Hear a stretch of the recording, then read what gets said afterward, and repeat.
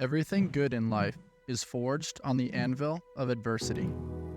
We want to start a movement of high achievers that have the courage to fashion a life of greatness. A movement of those brave enough to face the fires of self-improvement on the journey to peak expression. Smiths build things. Smiths get the job done. We are all Smiths.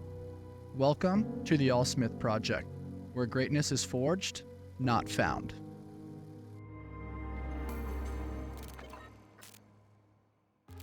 What is something you did as a child that you no longer do as an adult? For many, that answer is play. RX Smart Gear allows for your daily workouts to turn into play and exploration. In my training, the Frevo rope gives me access to a versatile rope that I can take with me wherever I go. On the road, at the beach, to the park, or playing at home, RX Smart Gear jump ropes fit my needs. We at AllSmith trust RX Smart Gear. Their gear is always reliable and gives me peace of mind that I will have top-notch equipment to support my health and fitness journey. Hop on over to RX Smart Gear and use the discount code ALLSMITH to shop their latest cutting-edge gear. Have your gear work with you and not against you. What's up, everybody? Welcome to another edition of the All Smith Project. Today's guest is an artist and, most importantly, an incredible human. I'm very thankful to cross paths with him today. Adam Schmalholz, most importantly and most famously known as InQ. What's up, man? I'm good, man. Almost nobody says my government name. It's so funny. Schmalholz. That's why I went with Yeah. That's why I went with it first, is I wanted to make sure that we gave you the real intro. Mm-hmm. And I mean, I could very easily go down your bio. You've done so many cool things, but I know that'd make you shy away and kind of hide in the corner, and that the bio thing's not your favorite thing of them all. That's for sure. Yeah, absolutely. Whenever somebody reads my bio before I go out on a stage, I always get slightly embarrassed, or there's a part of me that does want to hide. And I've kind of analyzed why that is. And I think the reason is that behind every accolade or success that they're reading off, I know the 100 hidden failures behind that success. And so I feel like it's kind of a lie to only say the things that I've accomplished, because the obstacles to getting there were just as much a part of the story. A true truth seeker, man. And I've heard you talk about something related to that concept when you've discussed hey, as adults, we're all in pursuit of greatness.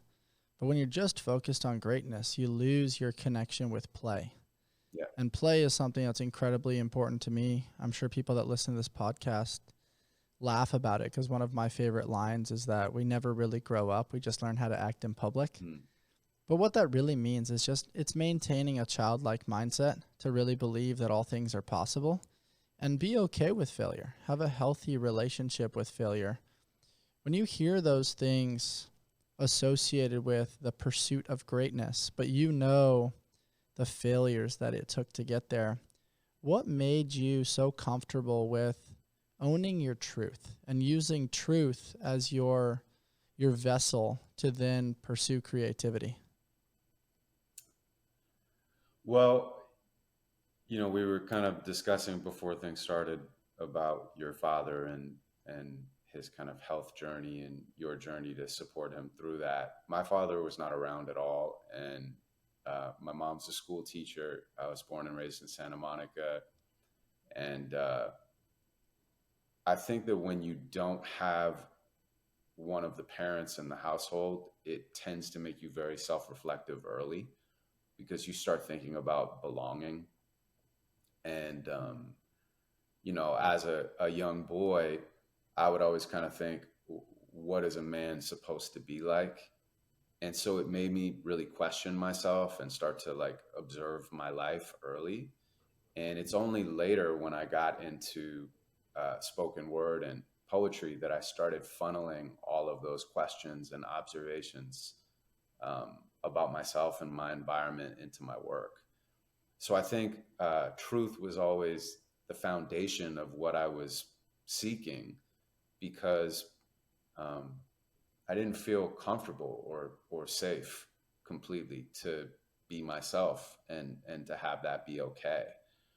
Um, but then again, that's part of what put me on the journey, and I'm so grateful for who I am and where I am talking to you right now. So I'm appreciative for all. I definitely honor all of that. And the thing that really stands out to me is that when you think about a man, in my opinion, there needs to be this unique blend between the masculine and the feminine. There definitely needs to be a stoic side that's like primal and getting the job done and protective and providing, and there needs to be a very strong presence there. But then simultaneously, there does need to be emotional intelligence, and there needs to be empathy and compassion and emotion that's understood. And I think it's the unique harmony between these two categories that really makes the ultimate man.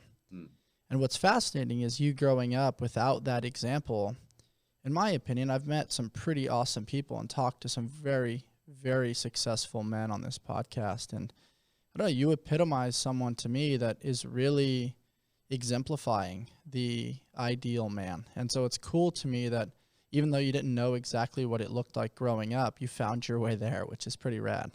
Thank you so much, man. I really appreciate you saying that.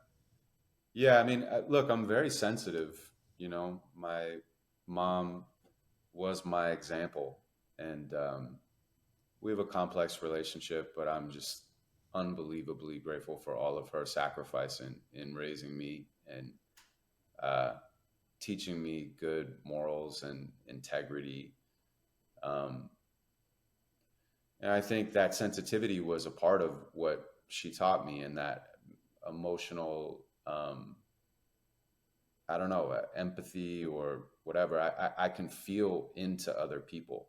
Like if I walk into a room, I tend to be able to feel everybody out as well as like analyze the situation. I can feel the situation. And I think that my intuition was a muscle that I grew early on because of my mom being my primary relationship and how she was in the world.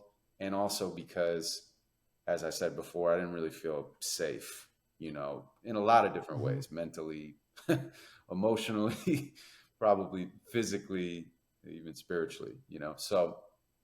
Um, so I think that was like one of the pillars of my life. But then a lot of the other manhood stuff I had to teach myself. And I learned a lot of that stuff through um, television, actually. So a lot of the stuff that I learned, actually, I had to unlearn later. Um, but, you know, once again, we're all like these really complicated tapestries. You know, like our Yeah. personalities are like these crazy quilts that are so unique to us. And I love who I am in the world. And I think I use that sensitivity and the manhood that I grew into in my work, because what I try to do is Yeah. provide space for people to listen to my poetry and connect to the deeper mirror of humanity, and also to create their own poetry so that they can have an experience of being vulnerable from a place of strength. Yeah, man, I've become a huge fan of your work. And one of the things that I was wondering about as I was driving over here to connect with you today was not only just the curiosity around the sensitivity that you possess and what I can hear in your voice, but the pain that maybe you experienced growing up, maybe feeling subtly misunderstood or feeling isolated or alone and not having that companionship, because you really do understand how to piece together words that create a subtle vibration that maybe truly penetrate the porous skin of most individuals, and then maybe leverage that crack in the door to get inside their brain and deeply connect with them where they don't feel lonely anymore. They can better understand some of the concepts that you're talking about that are very relatable. One of which that I'd love to explore first with you, I wrote it down here, and it's around this concept of a universal truth. The universe doesn't need to respond to a lie, no matter how hard you try. The truth will not be denied. It doesn't judge, and it doesn't choose sides. It just attaches to the frequency and matches the vibe. I try Beautiful. to pull in your voice there a little bit and kind of connect with you. I know I've heard you say in other podcasts you like when other people read it. I When I do, say that yeah. out loud, man, how'd that make you feel? I felt great. I mean, it was cool to hear it in your authentic voice and to maybe even watch you thinking about the concepts as you were reading it. You know, I tend not to lead my audience too much from the standpoint of like, sometimes after shows, people will be like, oh man, when you said that one thing, you know, it really, really moved me or it shifted me. And then they'll say that thing back to me, and it's not the thing that I said. It's like actually the wrong thing. But I never correct them Mm-hmm. because to me, it's less about my poetry and it's about whatever it is that they need to receive. So I'm not even too precious on my own words once they leave my mouth or my own intention behind those words. Like, who am I to tell somebody else how to perceive a piece of art? And that's what makes art Mm-hmm. so interesting, is that everybody can perceive it differently.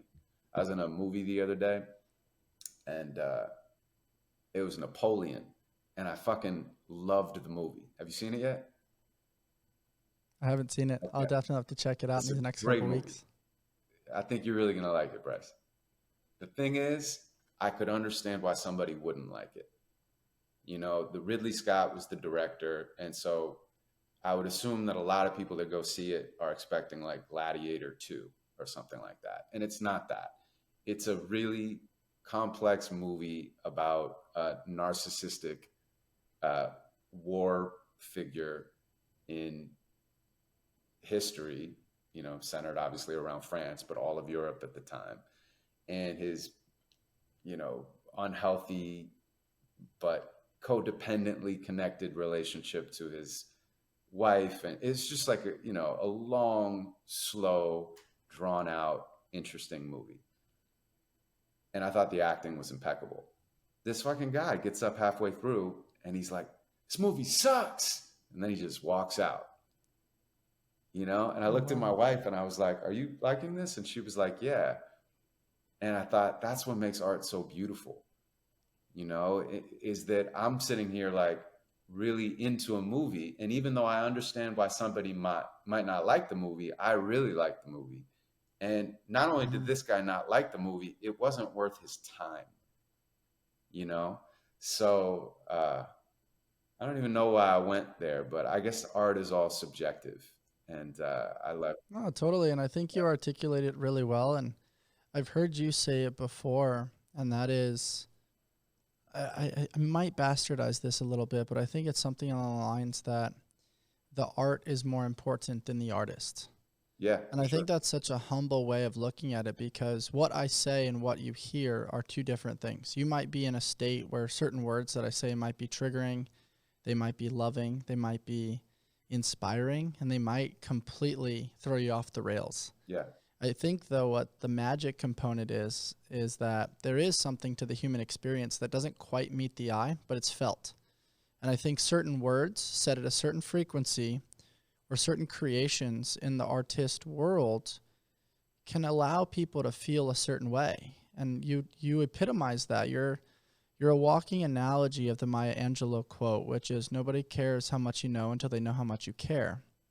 And your ability to walk into a room, understand the frequency and like who's in the room, and then match that frequency and how you deliver on certain words is just so cool to me. And I'm very certain too that in that component of observing the Napoleon movie, for you, you're observing the art. You're not just there for like certain expectations that you may have around the story ideation of Napoleon or what you think it should be. You're there to explore and be like, hey, how do they piece together this story? How do these artists then, connect with actors to then help them generate a vibe? And when you look at it with a creator's eye and with an explorative eye, it's different than when you go in there with a certain set of expectations. yeah, that's such a great point, man. Well, let me ask you, what did that poem mean to you, the one that you read, and then I can tell you what it meant to me. I'll summarize it. There's three things that you can't really hide: the sun, the moon, and the truth. Hmm. And I think in a world of wearing certain masks in pursuit of trying to get the thing, whatever the thing is for the individual, eventually, whether it's through hard things, through a relationship, through business, whatever the thing is, I humbly believe that that mask is going to come down and you're going to see the true authenticity of the individual. And I truly believe that that's a universal truth. There's preconceived notions. There's all kinds of labels that get placed on people. But time eventually reveals a little bit of the soul.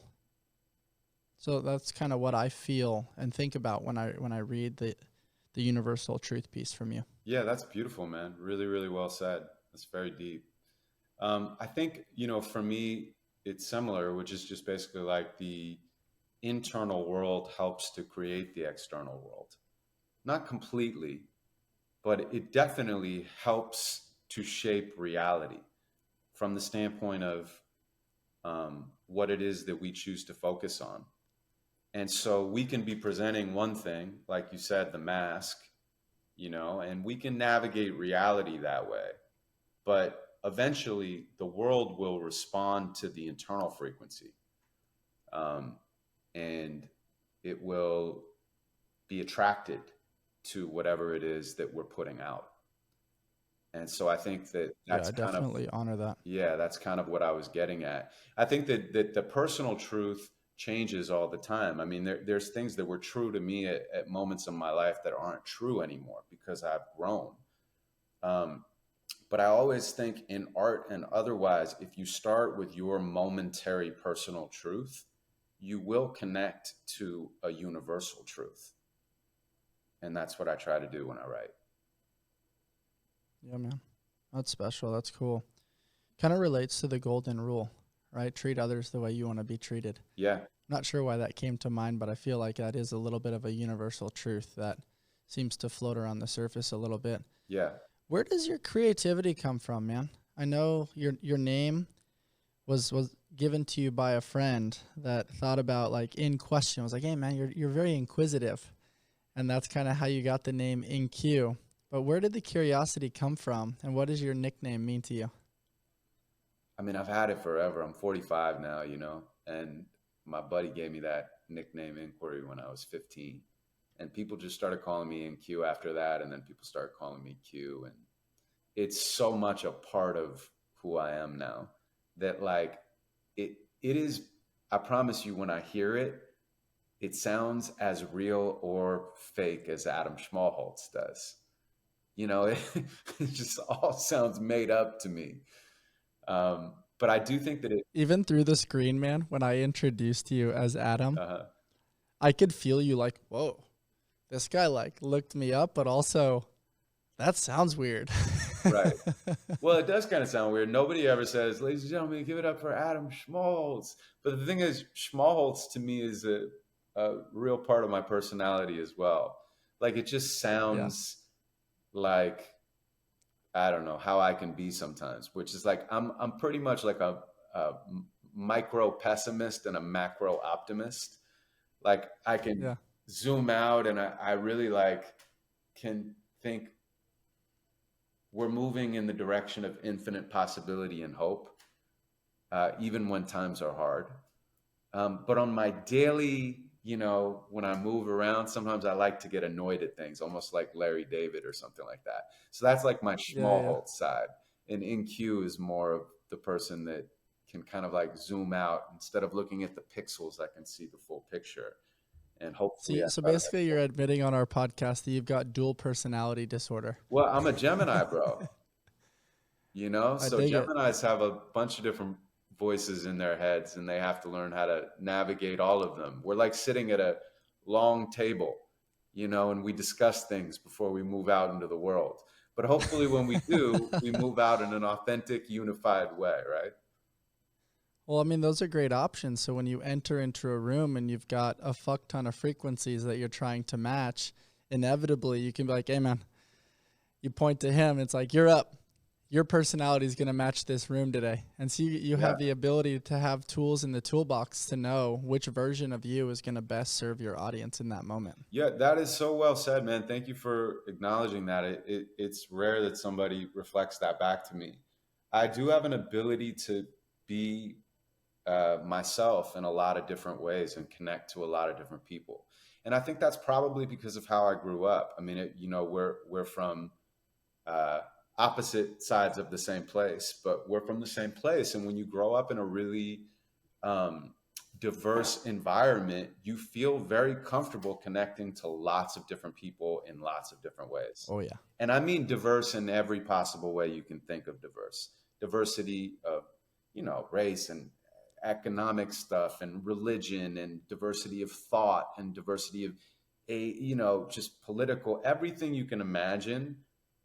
I kind of grew up with, and because of that, I know how to be myself in all sorts of environments and feel comfortable.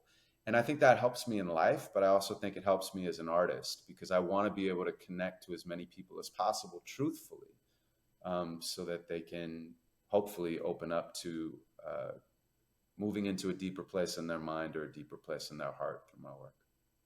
Yeah, man. I love that you said that. Just to give people context, we're both from Los Angeles, you being from Santa Monica, me being from the San Fernando Valley. And just a quick trip, over the beautiful 405 and sneaking over from the beautiful 101. But you summarized that really well. The diversity in Los Angeles is huge.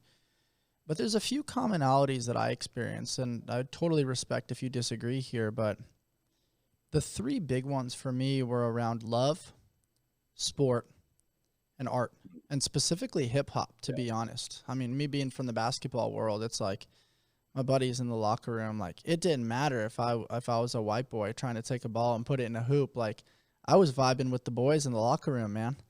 And this other concept of just, hey, we're trying to win. We're trying to become the best versions of ourselves. And that's a really special component that always brought us together. Then this component of love, one of us going through an injury or losing a family member, like, hey, bro, no matter what, I got your back.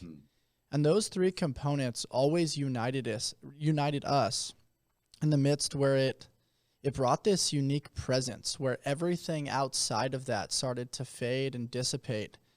And it was like a brotherhood that came together. It didn't matter socioeconomic background, didn't matter where you were from, what your name was. It was just like, hey, we're here. And we're doing this thing together, and we're growing up together and trying to figure out life, girls, school, sports, past, present, future.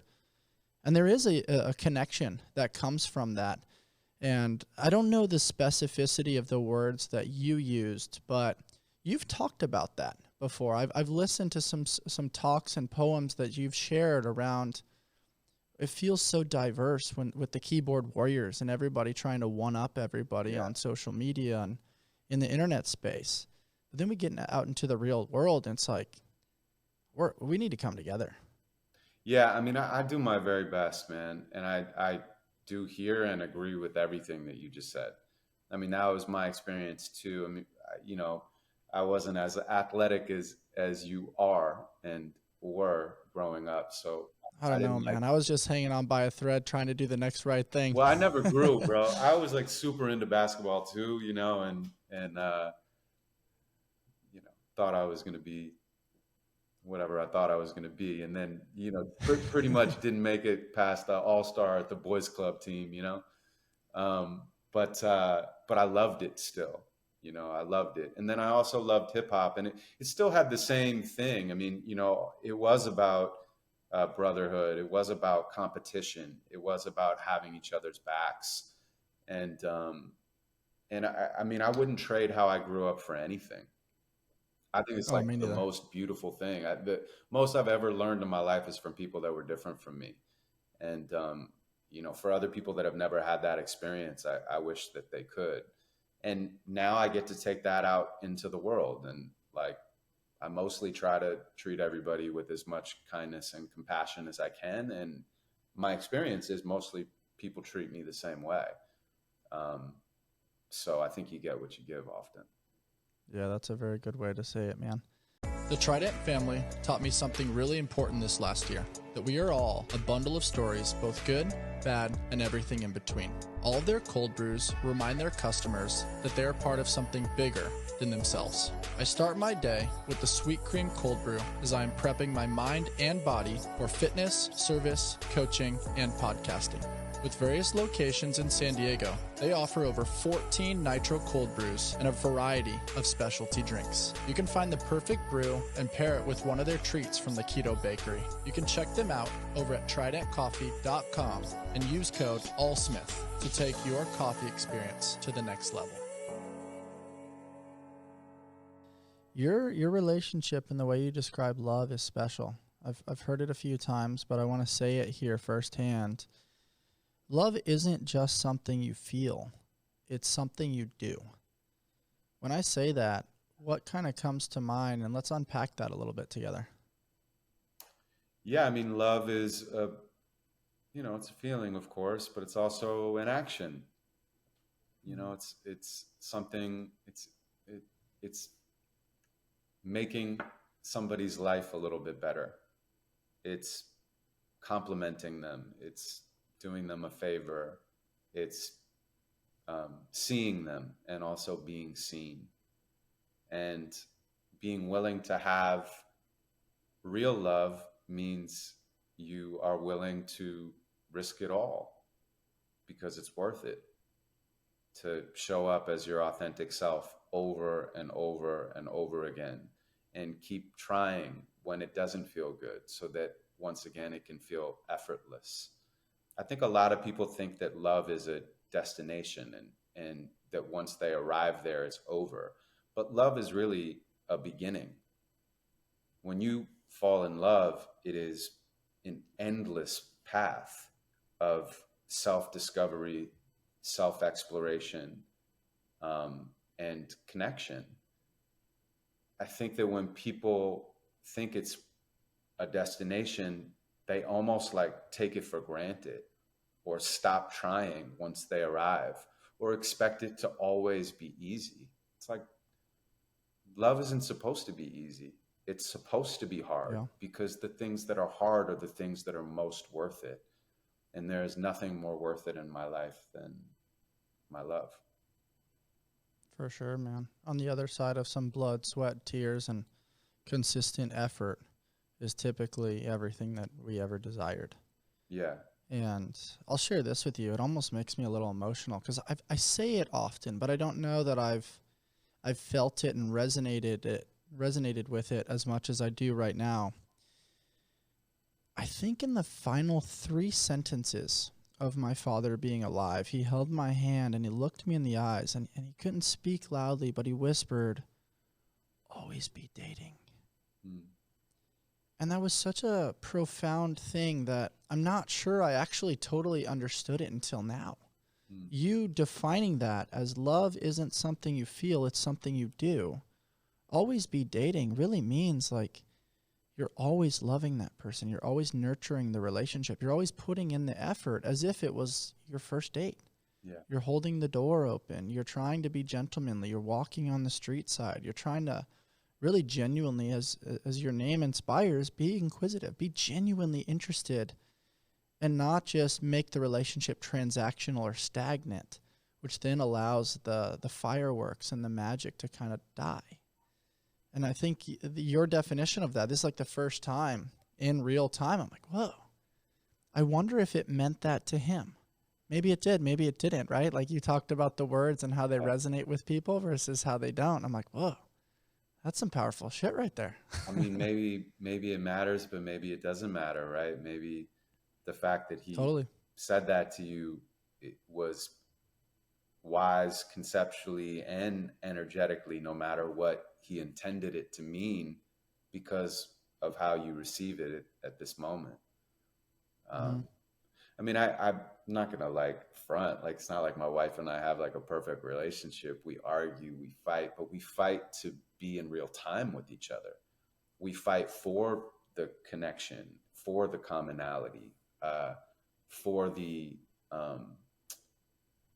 truth, so that we never build like resentment, because we're always like present with each other. And there's nothing more important in my life. You know, I assume that when we have kids, it would be a deeper love beyond my imagination.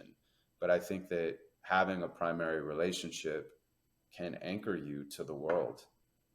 And like, Yeah, it's very to beautifully use your said. father's words, to always be dating, to always be trying to discover who it is that you're with is a really like noble approach, because like we're always discovering who we are.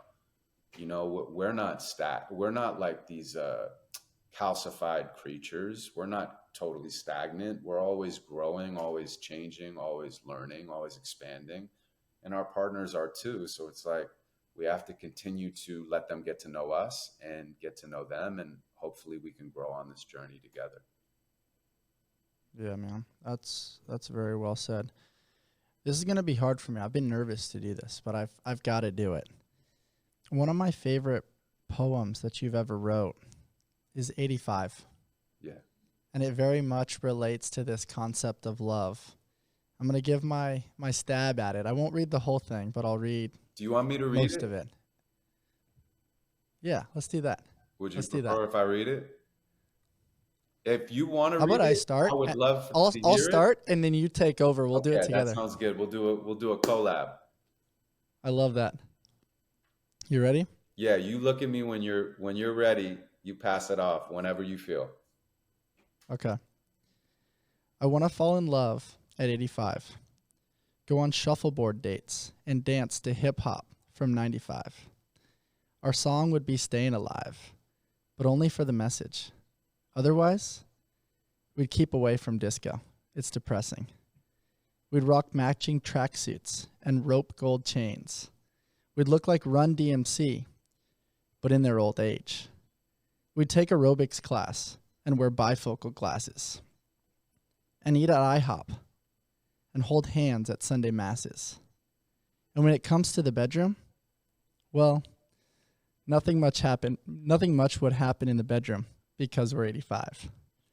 But we would still be down to take a walk or to take a drive or sit and talk and have a drink and watch the passers-by and ask each other why and how and who and where and when. And then we'd laugh and cry again about the people we had been. And I would touch her withered skin and comment on how thin it is to keep in something infinite. And she would smile, sweet and blush, then tell me that I think too much. She's right, I think too much. It's always been a problem. But then again, that's how I made my green like the goblin. When I was in my 20s, I was eating top ramen, counting up my pennies, saving up to go food shopping. But now I'm 85, and somehow I feel more alive.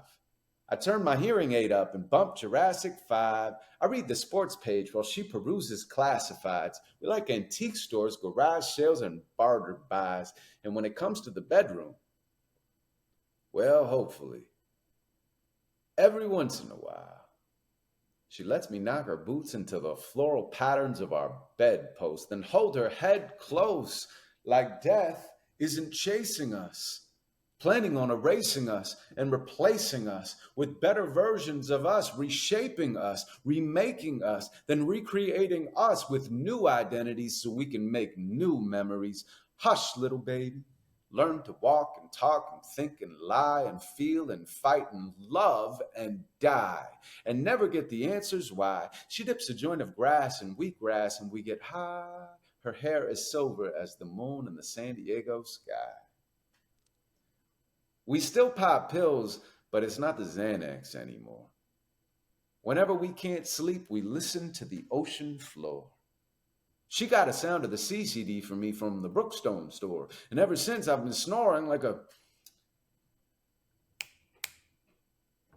really good metaphor for snoring. Sorry, I go blank sometimes. What? I'm 85. I'm not complaining. I'm just happy that I'm still alive and happy that I have my better half by my side, super fly. She doesn't look a day over 75. Whew. When I first saw her, I was totally in awe. She was classical, so I was like, yo, yo, ma. And that was all it took. A single look, and I was shook. I fell for her like some loose shingles from our Spanish roof, and I'm a lover till she loses every last root and has to glue dentures to her gums to chew solid food. Ooh, now that's real love, dude. That's some push comes to shove love. Not when it's convenient, love. Hospital bed, love. Feed her ice chips, love. Never leave the room, love. Sleeping in the chair.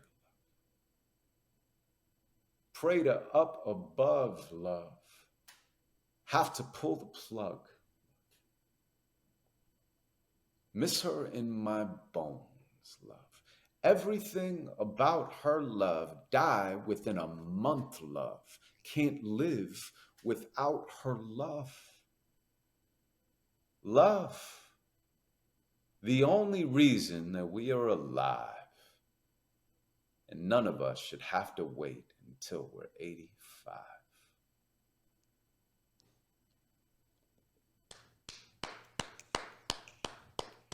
That was a collaboration, Wow, bro. I man. love that. That was really cool. That got Yeah, me man. fired up, man. That Yeah.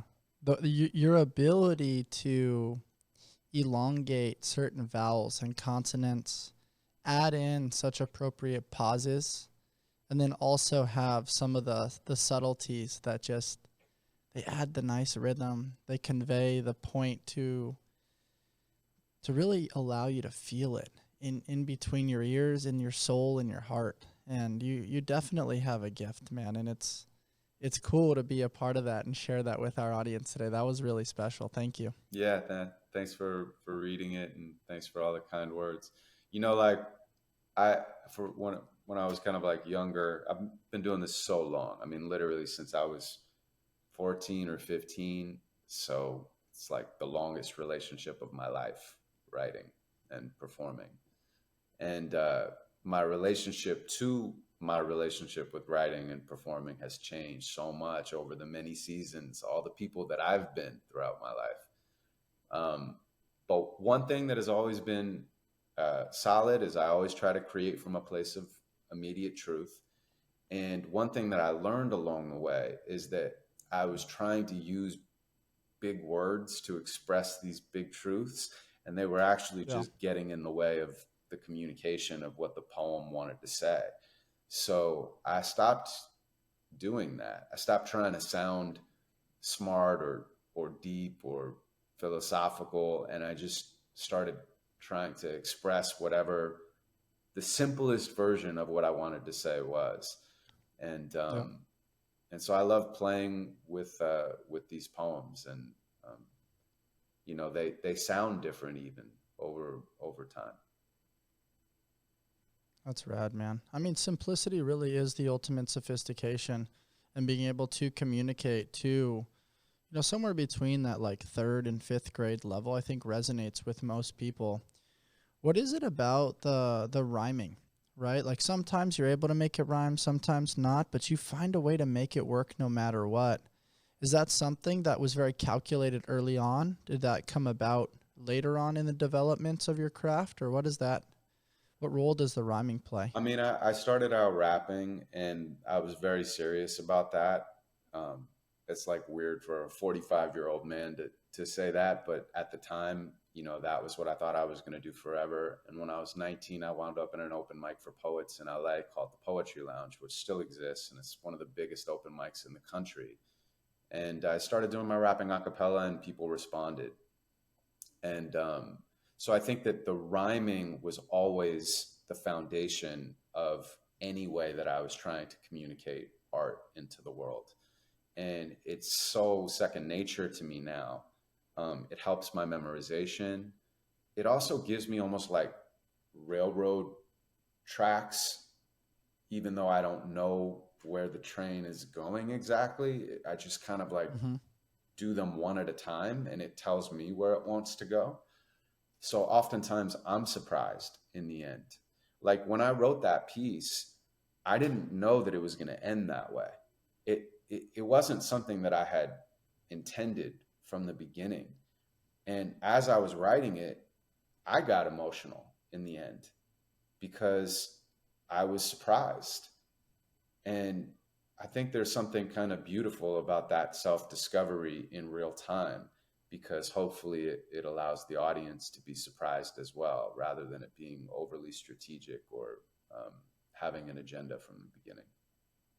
Yeah, that better helps me understand your creative flow a little bit and understand how you're able to find your way. Like even when I podcast, like I don't sit with like 15 questions. I got to Right. ask these to the guest. It's kind of like flowing with the conversation and seeing maybe having a few bullet points, but being able to access those based on the intuition. And I like that the rhyming component is a key part there. What does your creative flow look like? Like, how do you get yourself into the state to be able to access that level of flow? Is it working out? Is it certain ambiance type music or a place that you go to begin your writing craft? And then how do you funnel that towards the memorization and the ability to articulate at a frequency that's then going to be delivered on a big stage? It's a good question. Uh, I have not like one set routine. I kind of like when I was putting in maybe my 10,000 hours, I was really obsessed and I wrote all of the time, and shared all of the time. But now I kind of only write when I have either an assignment that I'm inspired by, whether it's a collaboration with a brand or a subject that I really want to explore, or if I just have something that I want to say. I try to pay attention to when I'm inspired or when I'm moved or when I'm pissed off. And if something stands out in reality, I can kind of like, take it and put it into my phone. Um, and then I can go back to it at any point because it's already started in the truth. And so the rest of the piece will almost write itself if I give it enough time and space because it started in a place that was already real. Um, Rather than me going like, what do I think the audience wants to hear? Oh, very well said. Yeah, because I think that would get me in a place of like, I would start to want to be validated or valued while I was creating the piece, rather than just having a conversation with me and my higher self, which is mostly what I I'm think it trying. takes a level of maturity to get to that though, right? Like in the beginning, in order to get the recognition to pursue what you really want to pursue, you kind of have to do that in the onset. And then over the course of reps and time and energy, you're like, whoa, I don't actually want to be owned by somebody else's headspace or Right. seek the validation of other people. I actually want to do this because it's what I want to do. This is Yeah. what lights my heart on fire. Now I'm going to be able to share this intrinsic motivating art with the world in a way that I think is going to be more unique and full of all of the wonder and curiosity that I possess about these unique subjects, as opposed to, hey, I'm trying to do this so I can be liked or validated, which maybe that works for a small amount of time, but that doesn't work long term. And in my opinion, really leads to burnout probably. Yeah, I completely agree. I think it could be applied to any area of your life. I mean, look, I think that it's one of those things, what gets you here won't get you there. There Yeah. are Well things said. that can get you to a place of success in life, but if you maintain uh, that space of, um, I don't know, that space or that fuel for your engine to try to go somewhere else, you're never going to get anywhere else, and you will burn out Yeah. in some form or fashion. Um, but like, I think if some of the best things in life actually don't come from the friction of trying to prove something to someone else. It's really trying to prove something to yourself, or just following your own enthusiasm or your own curiosity or your own bliss or even your own obsession. Obsession has pain in it, but it turns pain into purpose. It's the process of alchemy. Art is the process of alchemy. You know, probably you would say what you do with CrossFit or creating the space for other people to uh, channel that energy into something beautiful, to build something up in their lives, self-confidence, health, mental, emotional, physical, spiritual health, and then to echo that out into their lives, in their smaller circles and in their community, and even in their work. Um, I think,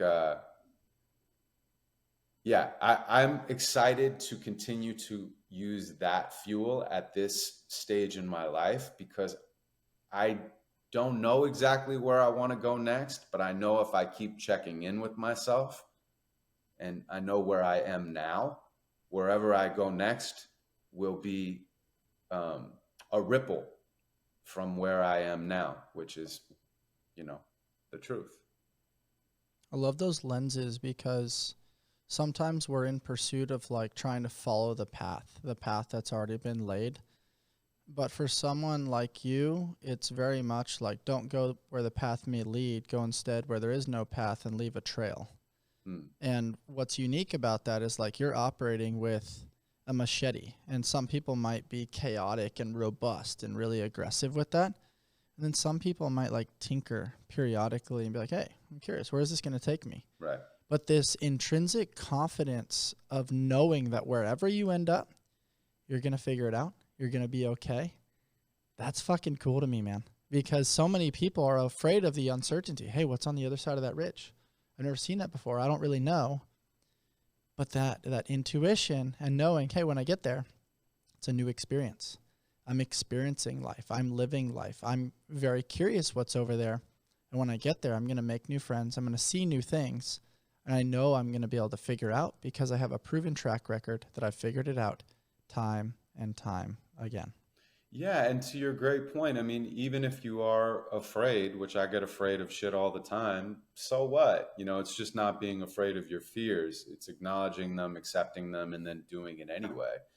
And knowing that, even if you fail, you're going to learn probably more than if you had succeeded. And in failure, you have so many new tools to use in your life. So it's giving yourself the freedom to fail so that you can have the freedom to succeed, and giving yourself the freedom to play outside of your comfort zone so that when you get back into your comfort zone, you're stronger and you have more ways to adapt to whatever it is that you want to put your time and your energy and your love into.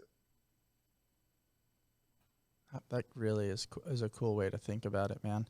I want to jump back into your experience at the Poetry Lounge and just the community of people that you met. I've heard you say it before that was one of the really strong, pivotal pillars that motivated you early on to then want to pursue a career in this, and just a tribe of people that you guys were able to kind of ping pong ideas, metaphors, analogies, and then allow those things to go from a feeling and then an idea to reality. What was your time like there, and do you think you'll ever go spend some more time at that place and with those people? Yeah, I mean, I definitely still spend time with those people because we have a community that exists beyond the space, but the space also exists.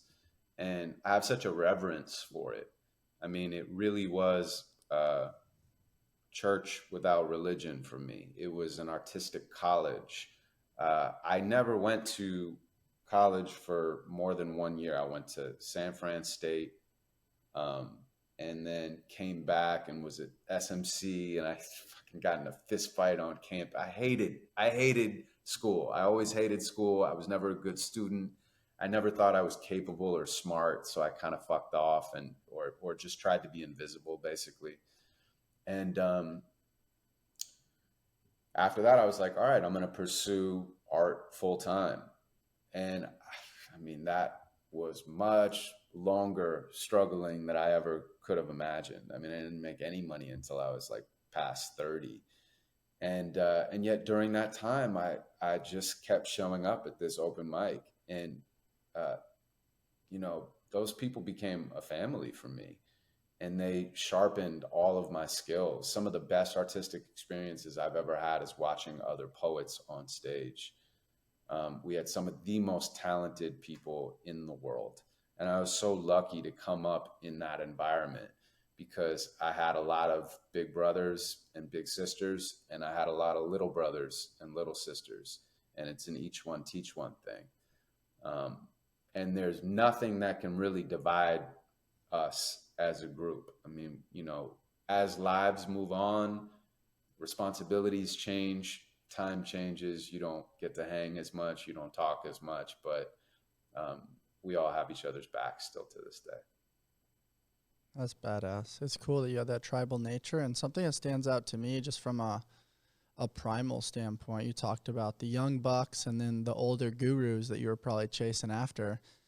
That's such a great place to be because you don't want the young guys to catch you. And Right. you also are chasing the guys that have been around the block a few times more than you, and you're trying to get those reps to catch their level of success. And that's the sweet spot of success. When you're at the top, it's a little bit harder because you can develop that level of complacency. You might be making a few bucks, you might have a little notoriety, you might have lost that chip a little bit on your shoulder. And it sounds like you positioned yourself not just in a place where everybody had each other's back, but there was this little bit of competitive edge that when you guys 100%. stepped up to the mic, it's like, hey, I'm about to blow this out of the water. We all had that, and it was very competitive, like sports. I mean, we all supported each other, but we definitely all wanted to one up each other as we supported each other.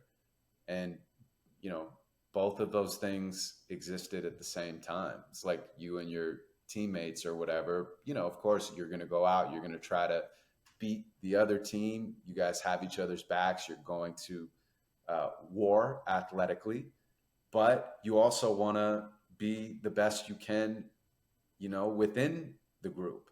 You want to provide the most value. You want to challenge yourself. You want to challenge each other. The friction makes the fire. So It's a great yeah. line. I crossed paths about a week ago with a really good high school friend that I haven't seen in like 8 or 10 years, man. He's 6'4", long wingspan, talented as hell. And I remember when I got to Taft High School, he and I were like competing to be the guy our freshman year. So this was just the JV team before either of us ever made varsity. And it was funny because like we had each other's back around this commonality of like wanting to win, wanting to like fit into a new school and all the things. But then there was like, we both had these monstrous egos. So like after practice, it was like gym was closed up. We go to the back where there was just like a whole slew of basketball hoops with chain nets. And we're just playing one-on-one over and over again. Bloody knees, like you lay it up or try to dunk, your fingers getting stuck in the chain net. Your fingers are bleeding. We're talking all kinds of smack to each other. But now he's one of my best friends, dude. That's so cool. And we don't even talk basketball anymore. We just look back to some of those days, and it's just the epitome of what you said. Like when you go through struggles and there's this strong level of respect, it's like now I see him and the hug's a little bit longer. The conversations are a little bit deeper. There's always conversation around, hey, how's your well-being? How's your health? You doing good? Like, what's your family like? And those are the deep, meaningful relationships, man, that we take to our grave. Yeah. It's not always the thing. You might not even remember half the performances you gave, but you remember those relationships and those battles. That's so true. Yeah. I love that. I love that image too of you guys kind of going at it with the with the metal hoops, the metal The metal nets. hoop of like Yeah, him actually dunking and me just like trying to lay it up and like pull on the rim and make it look like I dunked, and then like bleeding my hands for no reason, but to validate my ego. Good times. Man, I love basketball so much, man. It just must have been cool to keep playing at such a high level like that. That's something I really admire and respect. It's interesting when I unpack basketball and I look back, and I say this often, but it's a mystery looking forward and it's science looking back.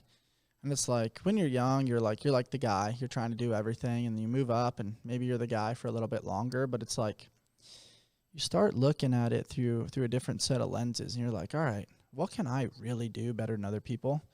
and what kind of things do I really struggle at? And it's like striving to elevate some of your weaknesses while simultaneously being like, hey, I'm not giving up these strengths.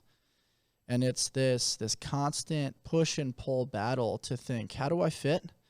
Okay, if I can, take more charges or play better help side or communicate better or wave my towel and be energy on the bench, like whatever the role is, in the words of Elon Musk, man, I just wanted to be useful. Mm. And so I think that's what allowed me to kind of hang on a little bit longer than most, was that I didn't hold on to the ego of like, hey, this is my role. I'm supposed to be the guy at every level that I play. It's like there's 450 jobs in the NBA. Unfortunately, I never made it to that level. A lot of my really good friends did, and I love those guys. But if you're going to continue to play this game, when you look back at every single role player in the NBA, man, these guys average 30 or 40 points a game in high school. Right. They went to certain colleges where they had certain roles that then allowed them to then elevate into that next level. But, man, every day, man, somebody wants your job. Right. And you probably experienced that a little bit in your world, but it's just a fun way to think about it now in retrospect and kind of being a little bit distanced from it. But at the time, it was a cool experience just to think, okay, like these other guys probably are better than me, but they're not willing to surrender to that role. And that role is what's needed on the team right now. And that's what's going to get me on the court. Cool. I'm going to do that thing. Mm. Yeah. I mean, the thing about sports that I so deeply admire and respect is that the structure doesn't allow for victimhood in any way, shape, or form.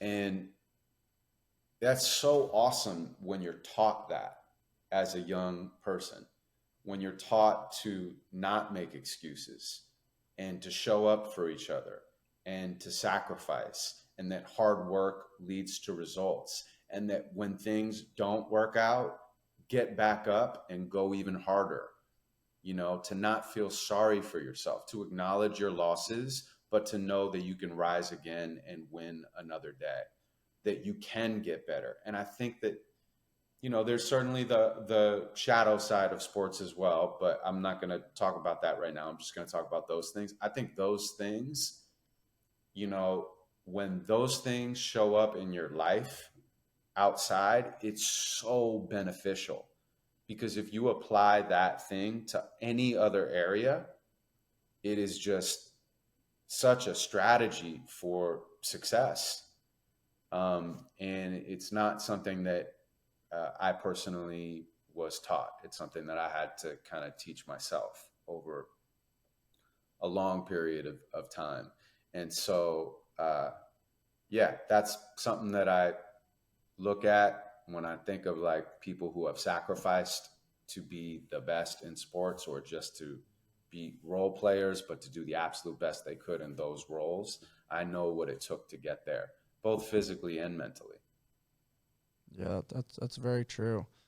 It's just cool looking back at the pool of talent in the Los Angeles area all over. And like even the guys that don't make it, or, eventually fall off, or something happens in their life circumstance where, maybe they didn't end up on what society would define as success. Yeah.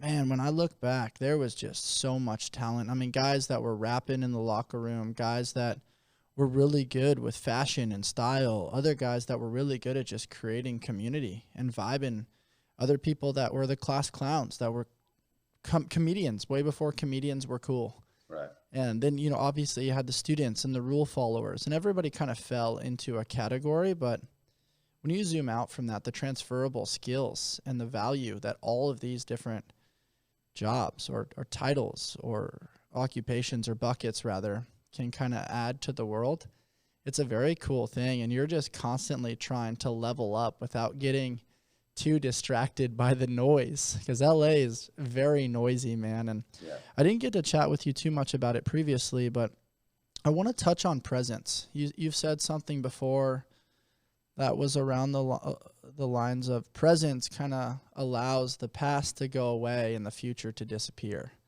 Did I say that right? Is it something like that? Sounds good to me. I don't know if I said it, but it sounds good. What does presence mean to you?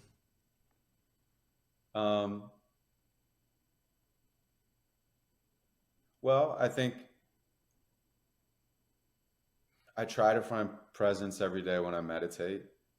I don't always do the best job, but I do the job every day, or try to undo the job is probably a better way to say it. I try to Hmm. not do anything, which is Right. It's hard not to always do. what we hold on to. It's what we learn to let go of. Yeah, yeah. Doing nothing is a really hard thing to do. But when I sit there and I forget about the things that I want to create in the future, um, and I let go of any regret from the past or anxiety that really isn't in the moment, you know, it's like either projected from the past or some sort of like thing, expectation, that's somewhere out there in the future. And I just like stay where I am and I just breathe and I close my eyes and I let go of any thoughts that I have, or I let go of any emotions that I have. And I kind of like sink more into my body. Um, I realize that I'm right where I'm supposed to be. I'm right who I'm supposed to be. And I think that that gives me a sense of peace. And I think that's very well said, man. I yeah, think that the concept of presence, you do a very good job of it, especially when you're on stage. I learned this first by watching Jordan Peterson. I very much appreciate that you're comfortable in the pause. Even when I asked you this question about presence, there was a pause. And you're very comfortable to not allow the volume to turn up too high in your head as you're kind of processing and allowing yourself to think, or even sometimes pausing because it's going to allow the next thing to be like really resonating or a banger for the audience to receive.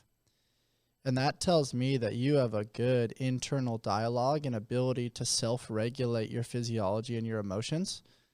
And that's not an easy task, man. I don't normally see people from LA with that task. well, I appreciate you saying that. I have this one poem called Silence, and I haven't done it in a Yeah. while, but I'd get on stage and I'd be like, all right, this is called Silence. Took me my whole entire life to write this. It's probably my favorite poem. I rarely do it, but I'm going to do it for you right now.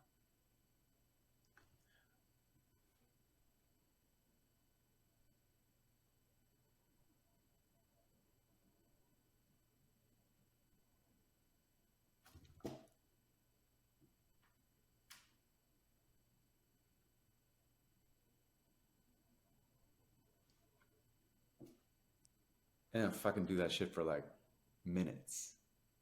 That's And awesome. what's happened, the audience would go through like these weird like reactions. Like at the first, they would just sit there and or maybe they start to laugh, you know? And then it gets quiet again. And then somebody starts to laugh. And then people start getting uncomfortable. And then sometimes people start crying, which is super deep just to fucking be with a group of people and just be quiet. It really is very hard to not do anything. Mm-hmm. It's hard to not I do will say anything because though, you have to like be, so much of communication is nonverbal, yeah. and like observing, like you're so good at like dramatically expressing unique emotions without words. And so in my observation watching you there, I actually just experienced this in a somatic therapy session and then simultaneously was talking about it with a buddy. You exemplified like a like screaming at the top of your lungs. When was the last time, for our listeners, when was the last time any of you did that? Let it all out at the top of your lungs Hmm. and just went for it. Whether it was a roar, whether it was a cry, but just boom, let all that air that's trapped inside of you, just let it out. And Mm. then you showed some crying, you showed some laughter, you showed some smirking, and then like the way you navigated your headspace and your body language. I'm taking all those in, and like partially it's humor, because some people will be listening to this on Apple or Spotify, not see it. So I'm like, oh, that's going to be great. They're like, what's going on?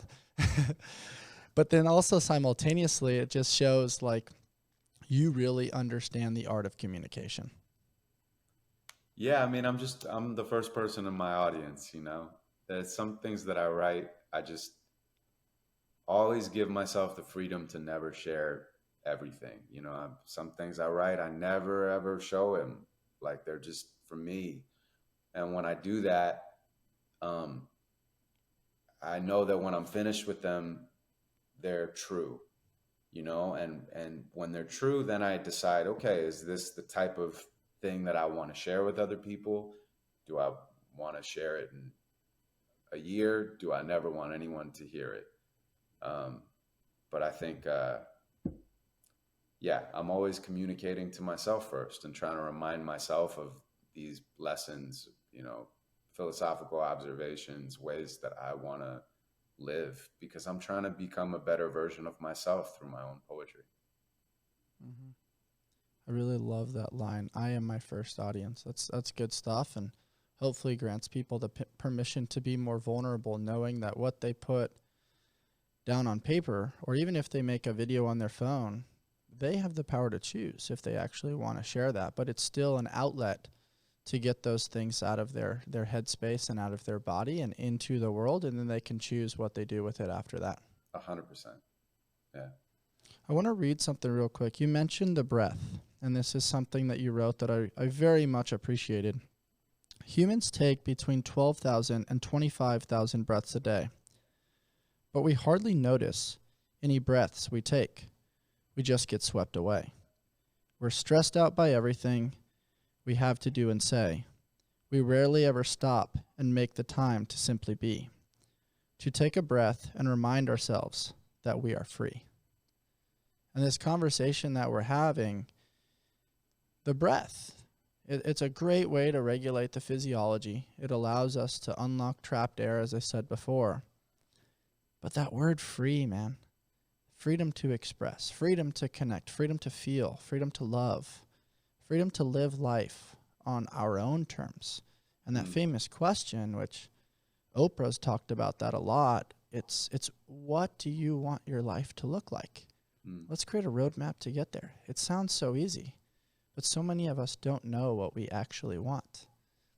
When you put pen to paper here, what were the thoughts traveling through your headspace around the breath? Well, you know, I used to smoke for many years, like, I don't know, many years back, you know, late teenager into my 20s, right? And I like quit when I was maybe 27 or something like that. And now looking back on it, I'm not sure if I was addicted to the nicotine or if the nicotine was actually just an excuse for me to take a deep breath. You know, because that's really what you're doing. You're just going, and it's like you're taking the nicotine in, but you're also taking in oxygen and you're forcing yourself to take a deep breath. And we don't really breathe. I mean, people actually, when you take a deep breath, people are like, what's wrong with you? You know, people say, are you okay? Literally, you know?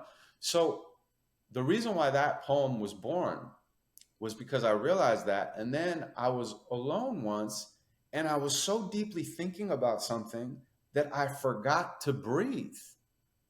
I literally was so focused on this problem that I had in my mind that I went, like I had that I need air, not I'm normal breathing or I want air, but I need air. And I thought sometimes I think so much that I forget to breathe. And then suddenly I remember air is something that I need. I gasped it in so desperately, my lungs began to, I don't remember the poem, but then I started like studying breath and I realized that that's what it is. Humans take between 12,000 and 25,000 breaths a day, yet we hardly notice any breaths we take. We just get Yeah, swept away, we're stressed out by everything we have to do and say. I rarely ever stop and take the time to simply be, to take a breath and remind myself that I am free. to take a breath and remind ourselves that we are free. We are free. So beautiful, man. Yeah. How do you gain access to all of these at the drop of a pen? They seem to not diffuse from your headspace, even though you're continually recreating. I mean, you mentioned you're putting together an album and a journal, and you recently wrote a book about a couple of years ago titled Inquire Within. How are you able to hold on to all of these different metaphors and analogies and not allow them to be lost into the abyss? Well, what's interesting is that I would actually ping pong that back to you because, like, for example, I don't know who mostly listens to your podcast, but I would assume that there are a lot of athletes, and maybe I'm projecting that, but that's my assumption. But I'll just speak to you. You are an athlete, and you run this CrossFit gym, and we met through the Noble event with Todd and all the other incredible athletes that were there. And being around you guys made me realize, I go to boxing and I do my little shit here and there, but I'm not like an athlete like that. I don't have the understanding or awareness of my body the way that you do. If I was to go into a CrossFit gym and you were coaching me, you would be telling me all of these things, and I might be able to get one or two at a time, and I would learn, and it would be good for me to get outside of my comfort zone. So I'll come visit you in San Diego and we'll make that happen. But Please like, do. I'm not going to be able to remember the matrix of all of it the way you do, because you've just put in so much time around understanding your body and the different muscles and how they work. And you can probably have 30 things in your head at the same time while you're working out, or maybe I could have those two. And it's kind of the same thing for me. I've been doing this so long that it's second nature. And like, once I memorize something or I visualize something, I actualize that thing, and it becomes kind of like a part of who I am. And maybe I have to brush up on it once or twice, but other than that, it's cellular for me, the way that, CrossFit is cellular for you. So I think whatever we put our time into, we learn things that we can't even express to other people. It's just on an experiential, energetic level. And I definitely know how to do poetry. Yeah, man. You definitely do. A lyricist and just somebody that has access to a vocabulary that rhymes and rhythms and resonates. And I think a lot of that, I've heard you say it before, it partially has to do with environment. Like, you do a good job of reiterating these things, whether it's in the shower, your drive to work, a walk in the park, sharing it with anybody and everybody that will listen. And inevitably, the shift in environment and energy allows it to become, as you described, on the cellular level. And then what started as conscious competence, where you're like really thinking through it and trying to memorize and write and replicate, becomes unconscious competence, where it's almost like drinking a sip of water or brushing your teeth. And it's really, it's not something you see often in the world. Some of these things, no disrespect to CrossFit, but it's like there's so many CrossFitters that figure out the routine. And like, you can walk into a CrossFit gym and everybody's doing pull-ups and toe to bar and power cleans. It's very cool. But you don't walk around the world and see everybody doing what you do. And that's what really piques my eyebrows and really makes it stand out. And I was very fortunate at the Noble Film Festival roughly a year ago to see you give an incredible performance. And it started like this: I don't know who discovered water, but it probably wasn't a fish. Yeah, I That mean, right there, I love that saying. like, stood out to me to a point that was like, it sounds so obvious, but you don't really hear people talk about it. When I say that, what was the first thing that came to mind? Well, that's not my quote. And I actually don't know whose quote it is. I've looked it up and it said different things, like different Okay. people. So it's either one of a few people or completely unknown. But I love the quote. I don't know who discovered water, but probably wasn't a fish. And for me, it means you can't see your own environment when you're inside of it. And it's only when you get outside of it that you even know that it exists. And that's the thing about growing up, is like, you think whatever environment you grow up in is normal. And you think however you experience love is normal. And even if it's unhealthy, unhealthy is healthy to you. Yeah, because you Um, don't know what you don't know at that time. exactly. And there's so many different ways to live. And so I think that's part of being an adult, is learning who you are so you can unlearn who you are and decide Yeah. who you want to be. Um, and that's, The magic in yeah. unlearning is almost more important than the concept of learning. And I really like the way you said it. What gets you here isn't always what gets you there. That's something I'll definitely take away from our conversation. I think another way to summarize it, earlier this year, I was going through a really challenging breakup, all kinds of challenging things. And I remember saying to my buddy and a client of mine, I was like, man, dude, it feels like me against the world. Mm, And he paused and he put his finger on my chest and he goes, no, man, it's you against a world. There's a mm, whole world out there for you to mm. tinker and explore and love and nurture. And he's like, when the fog, fades a little bit, think about that. And I thought that really resonated with the concept of just the environment that you're in relation to the fish. And I mean, I can't help but think of Finding Nemo. I mean, because he inevitably changed his environment and learned a hell of a lot about the world before he was ready to. Totally. I love that movie. I mean, I love all of those It's so movies, good, man. actually. They're all so, They're so good. so And they poignant. have little things like just keep swimming that are so good, man. Well, it's kind of like what you were saying earlier. Some of the most profound things really come in the simplicity, which is full circle to what your father said. Just keep dating. It's like, Mm-hmm. w- that was so simple, but it was so profound.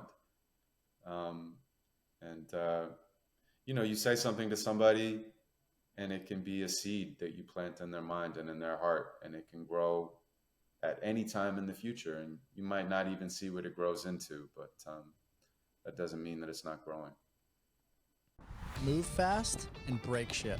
LSKD develops functional sportswear with a streetwear aesthetic that's on a mission to inspire you to chase the vibe through sport, fitness, and adventure. I train daily in the rep shorts and love the versatility they offer. The zipper pocket is an absolute game changer. I go from training at the gym directly to meetings, running errands, or prepping for podcasts. The LSKD tribe has become true family, and we are excited to continue to develop our community. Shop now at lskd.com and use code ALLSMITH. We chase the vibe here at AllSmith. Let's all become 1% better every day.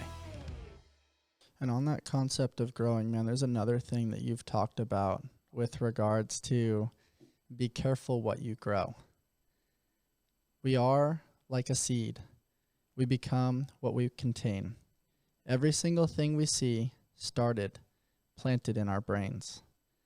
And our thoughts are like the rain, and our moods are like the sun's rays, feeding our fate until our roots begin to take, and our sprouts begin to shape, and the tree of life escapes, branching out in love or hate, to destroy or create. It's fucking beautiful, man. Thanks, brother. Like, it's just so cool how you find the words. Like, I can say cliche things that sound great on a podcast, like, be careful what you grow. And those are great lessons that people can take with them.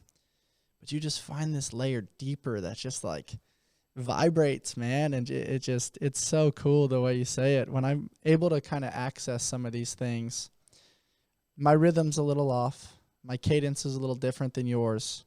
But hearing it from another voice, knowing that they're your words, does it echo a little different, or does it bring back certain memories as to when you wrote them?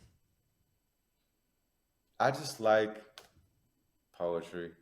I really do. And I like it when it's somebody reading mine. I like it when I'm reading mine. I like it when somebody is reading theirs. I like it when I can create a space for people to tell their own story through spoken word in a way that they probably never normally would. And it's incredible for them to be empowered by that, or to be curious about changing a perspective, or you know, deepening understanding about a certain part of their life. So just the fact that you uh, are reading my poetry, or listening to my poetry, or speaking my poetry, it's an honor, man. I like look at it from the standpoint of I feel very lucky that anybody listens to me at all. I had so many years where I had no idea if I was going to be successful at all, um, how I was going to survive in the world, let alone create abundance. And I never take that for granted.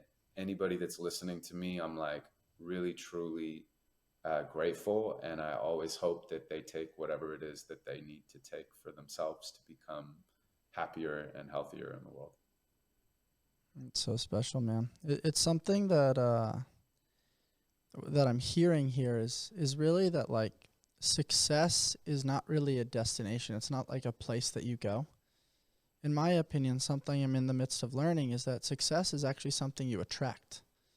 And something I'm thinking about in relation to your story that I think every artist, entrepreneur, anybody in pursuit of trying to do something really special and unique goes through, it's a death of the old self and a celebration of the new self. And the imagery that comes to mind is you're a caterpillar, and this is you performing at the Poetry Lounge. And it's just not happening for you. You're in your 20s, and people are kind of like, dude, this guy's been here for 8 years, never really took off. He's not making any money. He's kind of a lost cause. Maybe he's washed up. Like, I don't know why he keeps coming back. And then you have this just internal belief that, hey, motherfucker, this little caterpillar is going to turn into a butterfly one day. You just wait and see.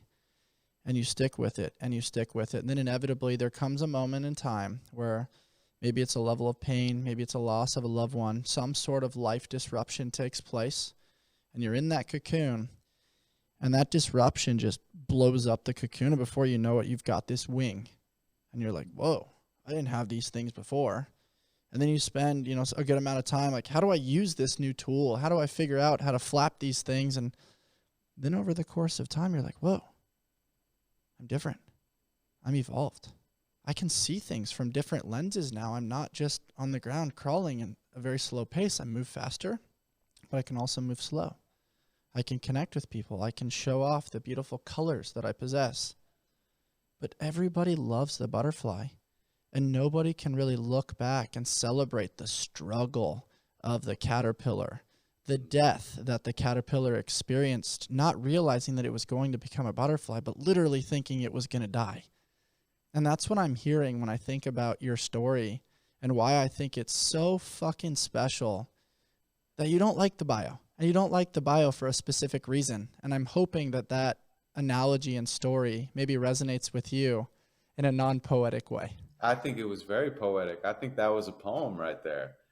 That was awesome, Maybe. man. I thought the way you put that I'll work together on was it. awesome. You should write that down. You should transcribe that. If you want to edit it, cool. If you don't, it's yours. No, I definitely want to. It's something I've thought about often, but I don't know if I've actually verbalized it or articulated it. That was great. So that was fun, man. That was cool. Yeah, Felt like real. that was really, really right on and poignant. And to your great point, it's like the caterpillar becomes the butterfly, and then eventually the butterfly becomes the caterpillar again.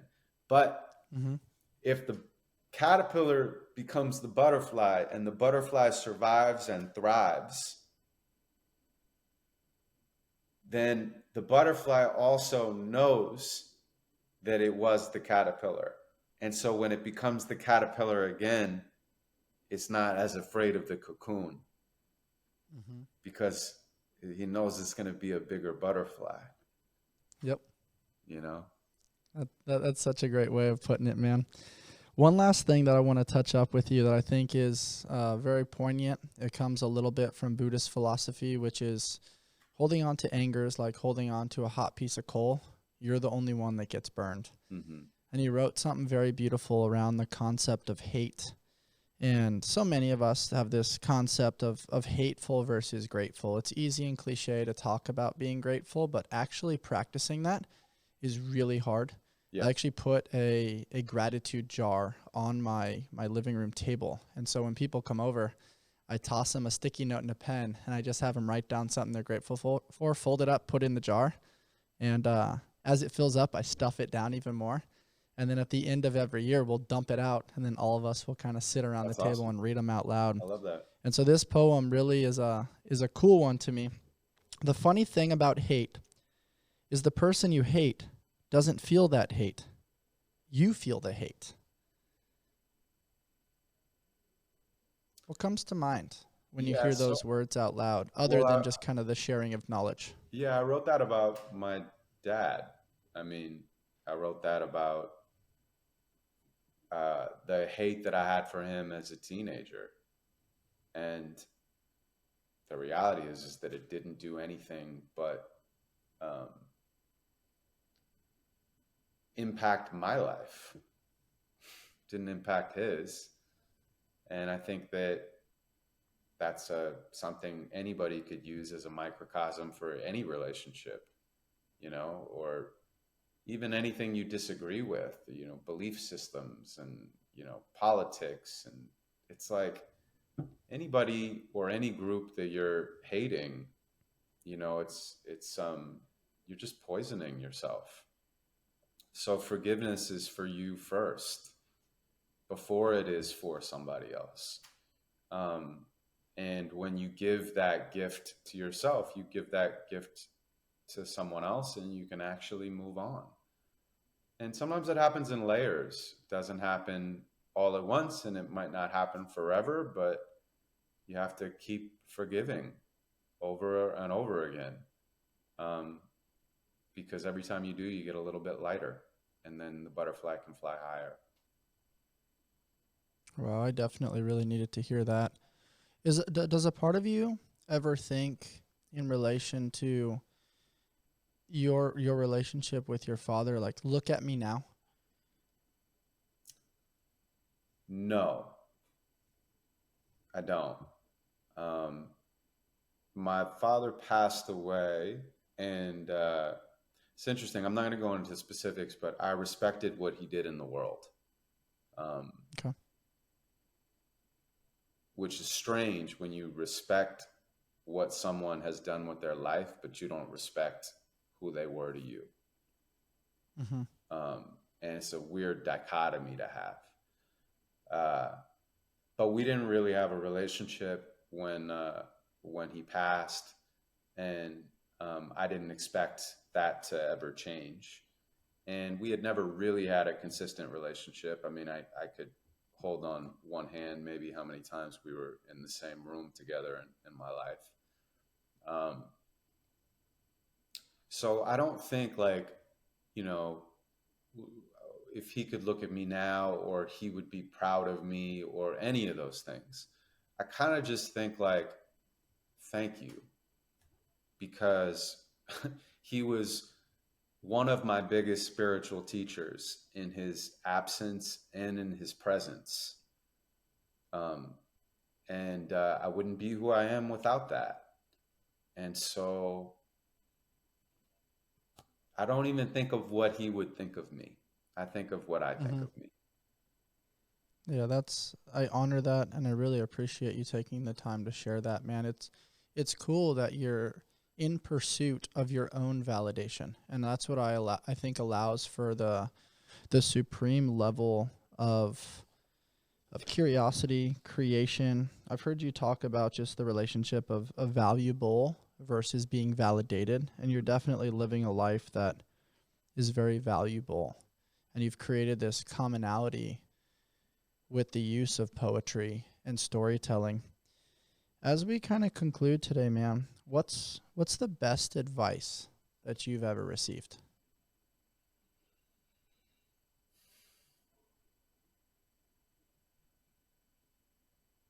Follow the path and the path will lead the way. That's good advice. I don't know if it's the best advice, but um, I like that advice because,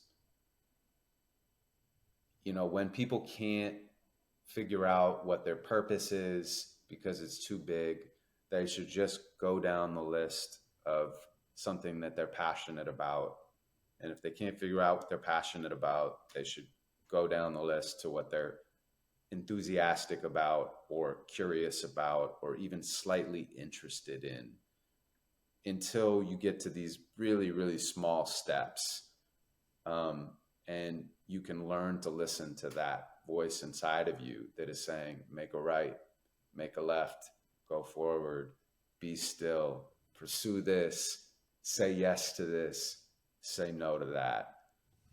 And you just keep stacking those things together, and that becomes your life. So follow the path, It's and the like path trusting will lead that the way. internal compass. That's right. Yeah. That's beautiful, man. What's the biggest lesson that you've learned in the last 12 months?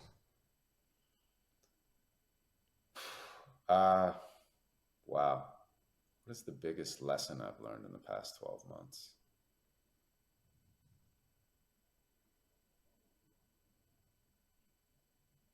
I don't know. I mean, I guess many things kind of come to mind, but I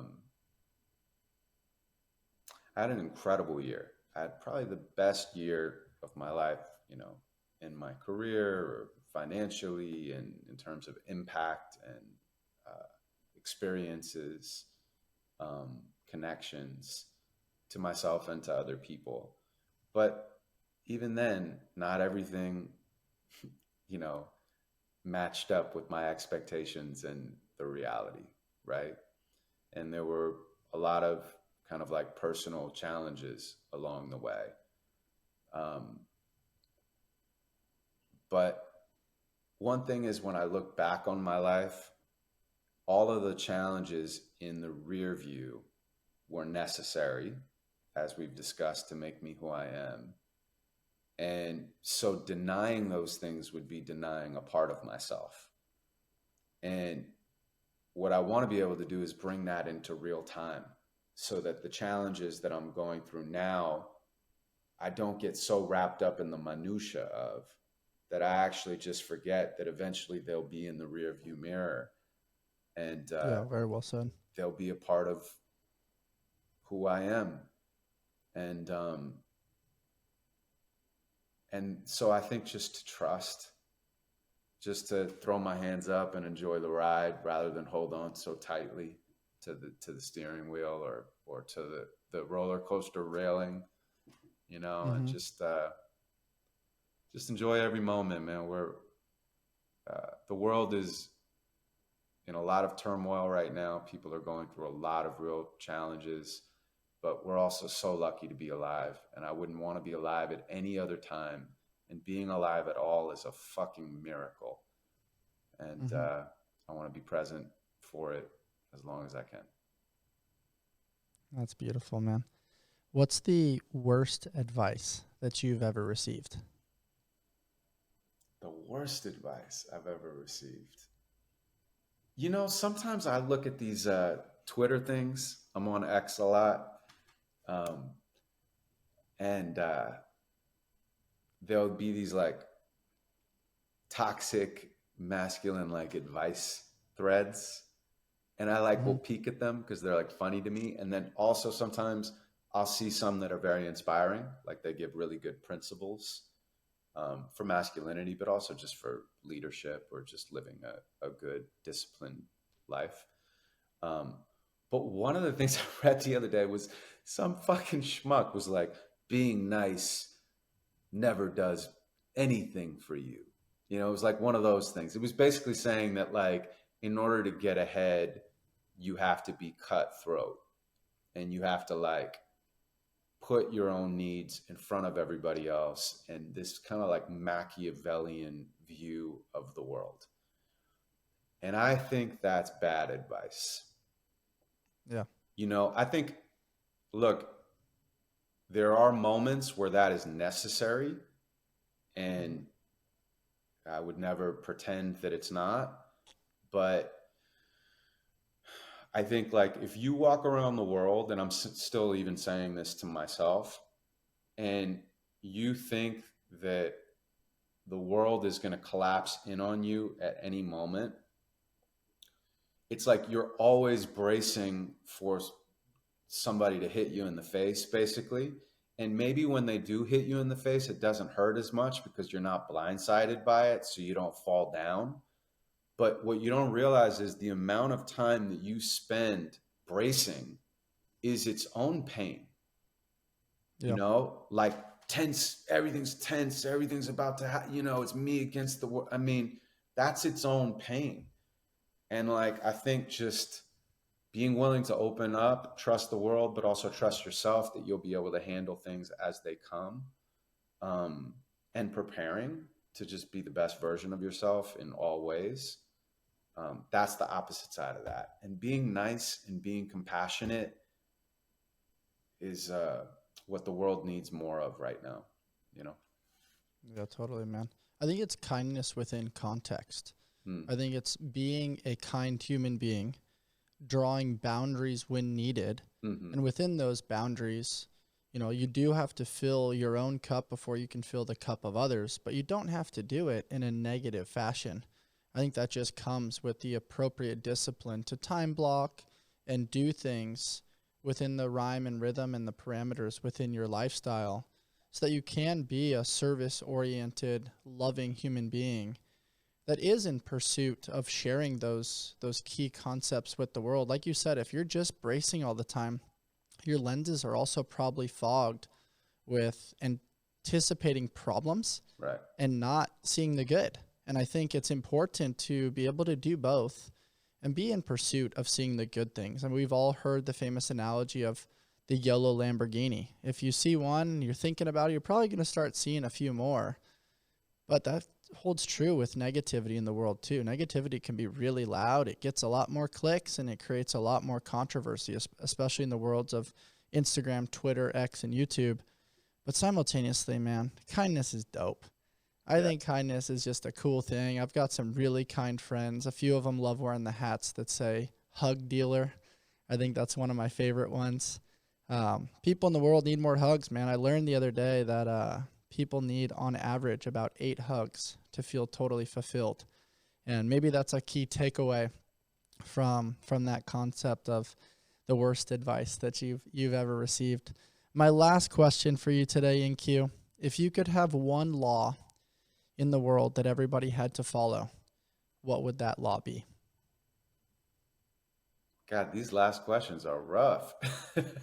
I know. I'm trying to challenge you to think a little bit deeper. And honestly, my hope is that they inspire you and your next piece that you choose to write and get people kind of playing and tinkering with some of these thought patterns. Yeah, well, I will say, I do a lot of podcasts, man. I've done so many. I really probably can't count. And I've really enjoyed this conversation, man. You're an excellent host and an excellent conversationalist. And yeah, thank you very much for having me. Like, I've really liked the way that we've batted ideas back and forth, and hope that other people enjoyed this as much as I did. I don't know that I have a specific law that I would want to apply. You want to tag me in since we collaborated earlier? I think I can help you out. I'll share one with you that I heard. I heard an awesome one from Will Smith. Okay. And he said if he had a law, it would be that he would wish that the recipient of a question would then repeat that question back to the asker to ensure that they better understood the question. So it got rid of the potential misunderstanding of the question. Yeah, or in other words, repeating back something that you heard, like in the form of mirroring, maybe something that a therapist might use in some cases, just to ensure that what is said and what is heard are in alignment to diffuse any sort of misunderstanding. And the reason why I chose that one to share with you is just because you're a master at communication, man. So just to be clear, it's making sure that whatever question was asked is repeated back so that there's no misalignment. And you're asking me. And it doesn't have to be a question. It could also just be like, hey, what I'm hearing you say is, right, and then repeat it back to the person just to ensure the clear and concise communication. I was trying to make a joke. I was just trying to repeat it well back played. And I did it back on accident. Well, that's just a never-ending loop, right? We'll be here forever. I know, totally. People are like, totally, when is this podcast over? We're just Totally. going back. Hey, what are you working on right now? Where can people find you to kind of gain access to the incredible artistry that you're putting out into the world? Thanks, man. Well, they can obviously get the book that you mentioned earlier, Inquire Within. I can show it to people. I always have it when I do these podcasts. So it's right here. And Hey, is it on audiobook? Can I yeah, listen it's on to you? audiobook as well. Oh, that's Yeah. awesome. So people actually sometimes will get both, and then they'll listen to them while they're reading them, which is pretty cool. That's cool. And then they can go to my website in-q.com, and that has all sorts of stuff, including my Amazon special that's out there, NQ Live at the Ace Theater. Lots of videos. I have a Disney movie that I wrote songs on that's coming out in this next year. Lots more public shows, lots more public workshops, lots more private corporate shows. If anybody out there is interested in something like that, you can always reach out. And then to get ready for this album and this journal that we're going to put out in May for Mental Health Month. I haven't really teased a lot of that yet, at least on my socials or on my newsletter, but I'm happy to discuss it in conversations. And I'm really, really excited about it because it's going to provide the framework for other people to do what they do in my workshops live, but alone. So it's a guided poetry course for self-reflection and self-expression. That's incredible, man. Constantly putting tools for people to pursue their peak expression. Yeah. I really enjoyed our conversation today, man. I'm so thankful for you carving out some time to connect with me. And you're a special man. Thank you. Thank you, Bryce. Back at you, man. For those of you listening or observing on YouTube, if you enjoyed my conversation with InQ today, please rate, review, subscribe, and thank you for tuning in to another episode of the All Smith Project. And remember, greatness is forged, not found.